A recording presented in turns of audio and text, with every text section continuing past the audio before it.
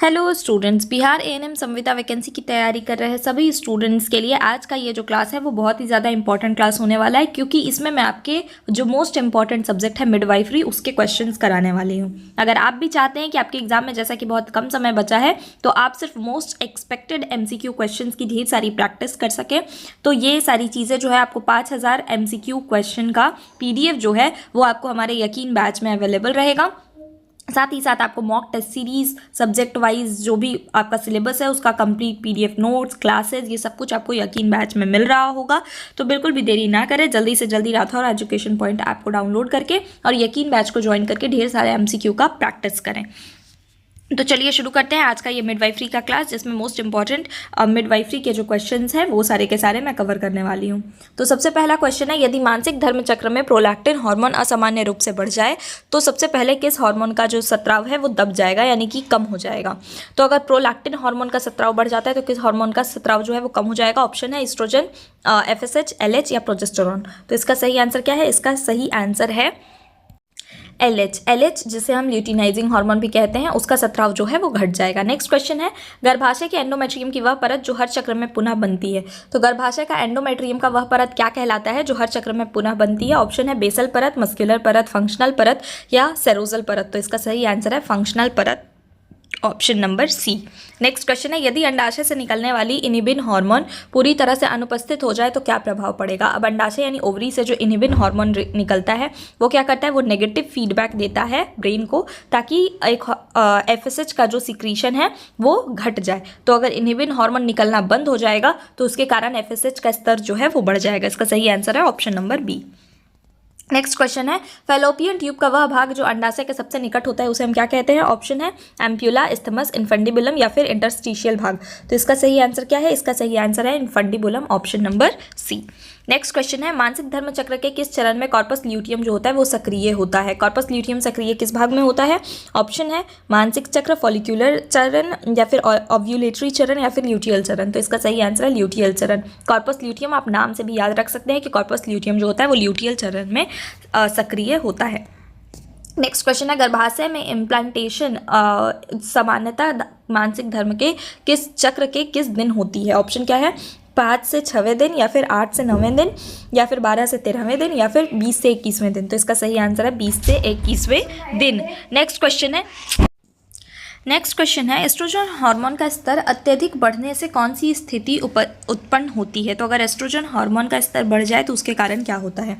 Option क्या क्या है। ऑप्शन है ओलिगोमेनोरिया या फिर एंडोमेट्रियल हाइपरप्लेसिया या फिर एमिनोरिया या फिर एनोवुलेशन। ठीक है, तो इसका सही आंसर क्या है, ए नोव्यूलेशन। तो इसका सही आंसर क्या है, इसका सही आंसर है एंडोमेट्रियल हाइपरप्लेसिया। एंडोमेट्रियल हाइपरप्लेसिया जो है वो एस्ट्रोजन हार्मोन का स्तर अत्यधिक बढ़ने के कारण होने वाली कॉम्प्लिकेशन है।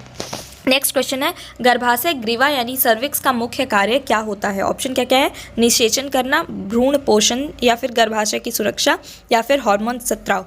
तो सर्विक्स जो होता है वो दरवाजे की तरह काम करता है जो कि गर्भाशय की सुरक्षा को सुनिश्चित करता है। नेक्स्ट क्वेश्चन है, ओव्यूलेशन के समय सर्वाइकल म्यूकस में कौन सा विशेष गुण पाया जा रहा होता है। ऑप्शन क्या क्या है, गाढ़ापन या फिर स्पर्म नाशक गुण या फिर सीपन बारकाइट यानी कि खिंचाव क्षमता या फिर अम्लीयता। तो इसका सही आंसर क्या है, ओव्यूलेशन के समय जो सर्वाइकल म्यूकस होता है उसमें उसका जो खिंचाव क्षमता होता है वो उसमें विशेष गुण पाया जा रहा होता है। इसका सही आंसर है option number C. Next question है, यदि प्रोजेस्टेरोन का रक्तस्राव जो है वो पर्याप्त ना हो तो गर्भावस्था में कौन सा चरण सबसे अधिक प्रभावित होता है। तो प्रोजेस्टेरोन का स्राव अगर पर्याप्त ना हो तो कौन सा चरण अधिक प्रभावित होता है। ऑप्शन है निषेचन, इम्प्लांटेशन, भ्रूण विकास या फिर प्रसव। तो इसका सही आंसर क्या है, इसका सही आंसर है इम्प्लांटेशन। इम्प्लांटेशन होने में जो है वो कठिनाइयाँ देखने को मिलती हैं। नेक्स्ट क्वेश्चन है, गर्भाशय की सेरोजल बाहरी परत को क्या कहा जाता है। तो सेरोजल बाहरी परत जो होता है उसे क्या कहते हैं। ऑप्शन है एंडोमेट्रियम, मायोमेट्रियम, पेरीमेट्रियम या फिर म्यूकोसा।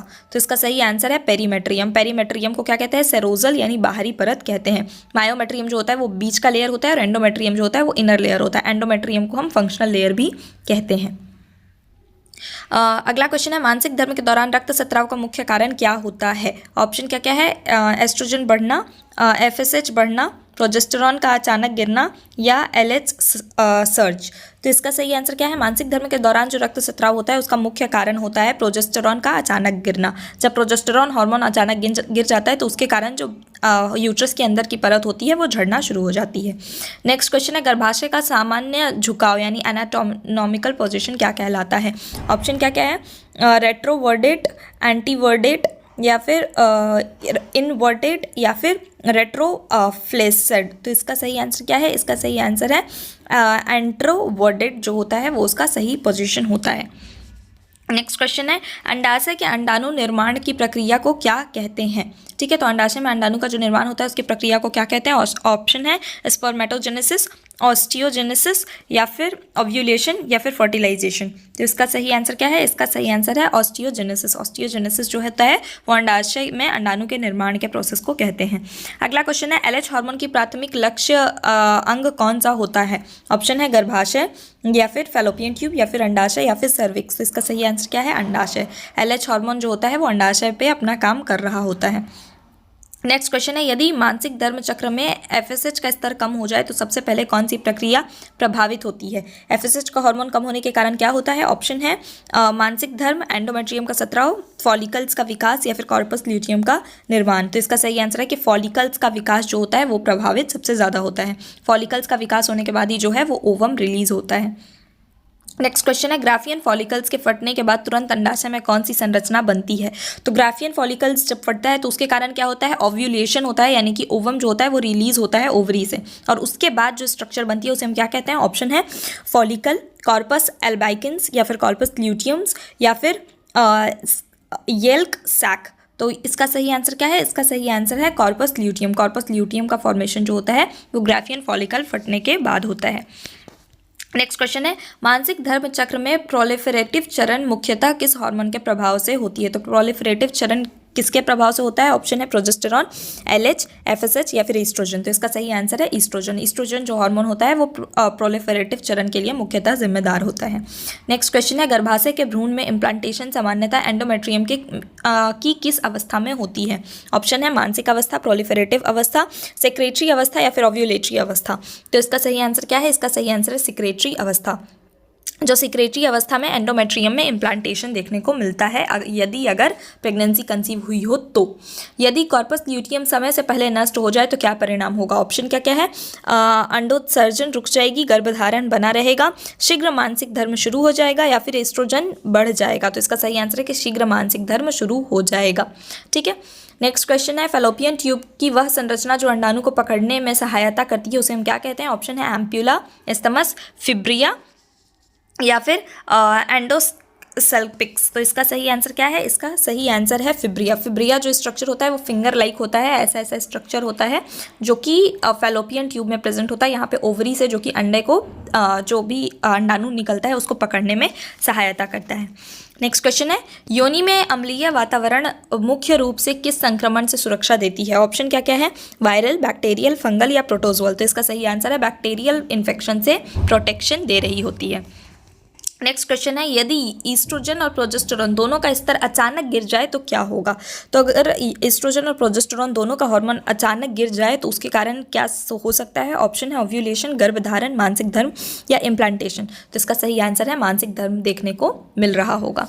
नेक्स्ट क्वेश्चन है, गर्भाशय ग्रीवा का कौन सा कार्य प्रसव के समय महत्वपूर्ण होता है? तो गर्भाशय ग्रीवा यानी जो सर्विक्स उसका कार्य क्या होता है प्रसव के दौरान सबसे महत्वपूर्ण? ऑप्शन है हार्मोन स्राव, भ्रूण पोषण, फैलना और खुलना, अंडाणु निर्माण करना। तो इसका सही आंसर है कि फैलना और खुलना, ताकि बच्चा जो है वो बाहर आ सके। नेक्स्ट क्वेश्चन है, मानसिक धर्म चक्र के किस चरण में बेसल बॉडी टेम्परेचर बढ़ जाता है? ठीक है, ऑप्शन क्या क्या है? मानसिक चरण, फॉलिक्यूलर चरण, ओव्यूलेटरी चरण, या फिर ल्यूटियल चरण। तो ऐसा कौन सा चरण होता है जिसमें बॉडी का जो टेम्परेचर है वो बढ़ जाता है? ठीक है, तो इसका सही आंसर है ल्यूटियल चरण। ल्यूटियल चरण में जो होता है वो बॉडी का टेम्परेचर यानी कि बेसल बॉडी टेम्परेचर जो होता है वो बढ़ जाता है। नेक्स्ट क्वेश्चन है, अंडाशय में यानी कि ऑस्टियोजेनेसिस, ऊजेनेसिस जो है, ऊजेनेसिस का प्रक्रिया कब प्रारंभ होता है? तो अंडाशय में ऊजेनेसिस का प्रक्रिया कब होता है? ऑप्शन है किशोरावस्था में, जन्म के समय, भ्रूण अवस्था में, या मानसिक धर्म के समय। तो इसका सही आंसर है भ्रूण अवस्था में। अंडाशय में जो oogenesis की प्रक्रिया है वो शुरू होती है oogenesis वो शुरू हो जाती है भ्रूण अवस्था में ही, यानी कि एक गर्ल चाइल्ड जब माँ के पेट में होती है तभी से oogenesis का प्रोसेस जो होता है वो शुरू हो जाता है। नेक्स्ट क्वेश्चन है, यदि सर्वाइकल म्यूकस लगातार गाढ़ा बना रहे तो सबसे अधिक क्या प्रभावित होता है? ऑप्शन क्या क्या है? मानसिक धर्म, अंडोत्सर्जन, शुक्राणु का प्रवेश या फिर हार्मोन स्त्राव। तो इसका सही आंसर है शुक्राणु का प्रवेश। ठीक है, शुक्राणु का प्रवेश जो होता है वो सबसे अधिक प्रभावित होता है। नेक्स्ट क्वेश्चन है, कॉर्पस एल्बाइकेंस क्या होता है? तो कॉर्पस एल्बाइकेन स्ट्रक्चर क्या होता है? ऑप्शन है सक्रिय ग्रंथि, निष्क्रिय कॉर्पस ल्यूटियम या फिर विकसित फॉलिकल या फिर अंडाणु। तो वो निष्क्रिय कॉर्पस ल्यूटियम का ही आगे का जो स्टेज होता है वो होता है कॉर्पस एल्बाइकेंस। नेक्स्ट क्वेश्चन है, मानसिक धर्म चक्र को नियंत्रित करने वाला मुख्य केंद्र कहाँ स्थित होता है? ठीक है, तो ऐसा मुख्य केंद्र जो मानसिक धर्म चक्र को नियंत्रित करता है वो कहाँ स्थित होता है? ऑप्शन है पिट्यूटरी ग्रंथि, थायराइड ग्रंथि, हाइपोथैलेमस या अंडाशय। तो इसका सही आंसर क्या है? हाइपोथैलेमस। हाइपोथैलेमस जो होता है वो पिट्यूटरी को रेगुलेट करता है और पिट्यूटरी जो होता है उसके हॉर्मोन्स जो होते हैं वो मानसिक धर्म को रेगुलेट कर रहे होते हैं। तो डायरेक्टली इसका सही आंसर क्या होगा? हाइपोथैलेमस। नेक्स्ट और आज का लास्ट क्वेश्चन है कि LH और FSH हार्मोन किस ग्रंथि से स्रावित होता है? ऑप्शन है thyroid, adrenal, pituitary, anterior pituitary या फिर अंडाशय। तो इसका सही आंसर है कि LH और FSH हार्मोन जो होता है वो एंटीरियर पिट्यूटरी से स्रावित होता है। ठीक है, जो ओवरी को और जो भी मेंस्ट्रुअल साइकिल है वो सभी चीज़ों को कंट्रोल कर रहा होता है।